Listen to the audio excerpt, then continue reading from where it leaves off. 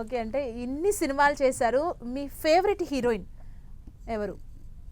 ఒకరు కాదు, 5 ఉన్నారు.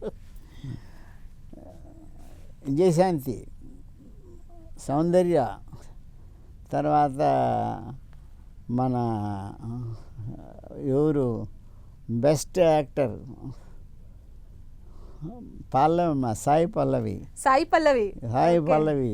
వీళ్ళు మంచి ఎందుకండి సాయి పల్లవి ఇప్పుడు ఫేవరెట్ హీరోయిన్ చెప్పమని కానీ మీకు అందులో సాయి పల్లవి సాయి పల్లవిను ఈఎంఐ కీర్తి సురేష్ మహానటి అద్భుతంగా చేశారు.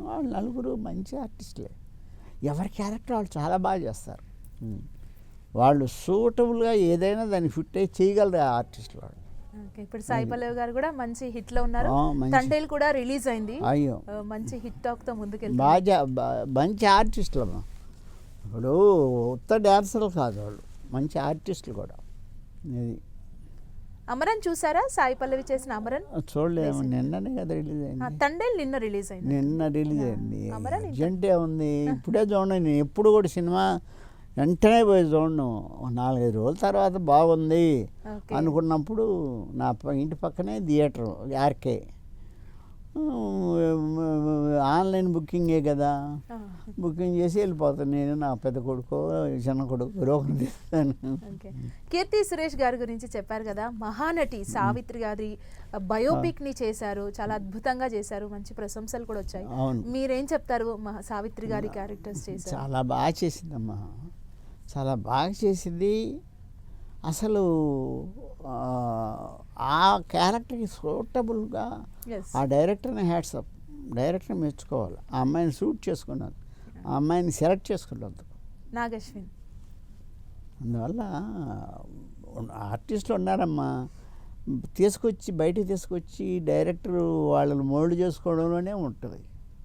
ఆ నలుగురు బ్రహ్మాండమైన ఆర్టిస్టులు. మీరైనా నేనైనా ఎవరూ కాదనం. అది ఇంకా ముందు ఫ్యూచర్ వస్తూ ఉంటారు కదా. మ్యూజిక్ డైరెక్టర్ కోటి గారితో చాలా సినిమాలు చేశాను. చక్రవర్తి గారితో ఎక్కువ సినిమాలు చేశాను. చక్రవర్తి గారితో కూడా చేశాను. చక్రవర్తి శిష్యులే కోటి. ఓకే.